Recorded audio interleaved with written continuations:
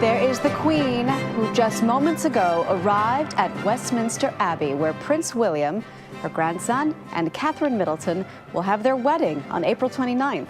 For more on the big day and the historic venue, let's go back to CBS News correspondent Mark Phillips, who's outside Buckingham Palace this morning. Good morning again, Mark.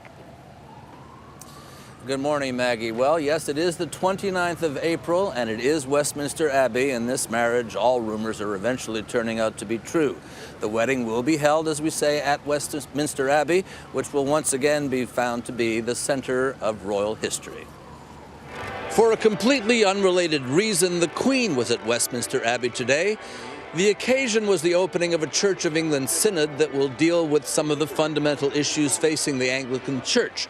But the use of the Abbey once again established it at the center of almost 700 years of English history. And now another major royal event is set to be played out there.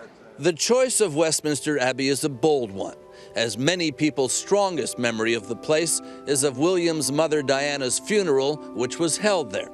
But the Abbey has figured in royal and national occasions, from coronations, this is the Queen's in 1953,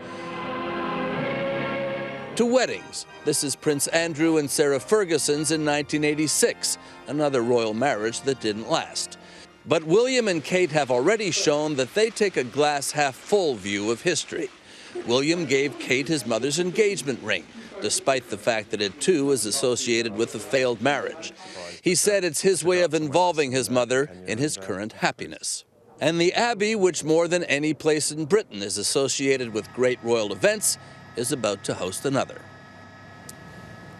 And one final note, one of many final notes in this marriage, is that the costs of the wedding, other than the security costs, will be picked up by the royal family and by the Middleton family. Maggie? Mark Phillips in London. Thank you, Mark. And we've just learned also it will be a public holiday there. I think it's interesting they didn't choose, he didn't choose his parents' venue, St. Paul's. He chose this one. And one of the reasons he said, even though it's a place that holds thousands of people, is because it feels intimate.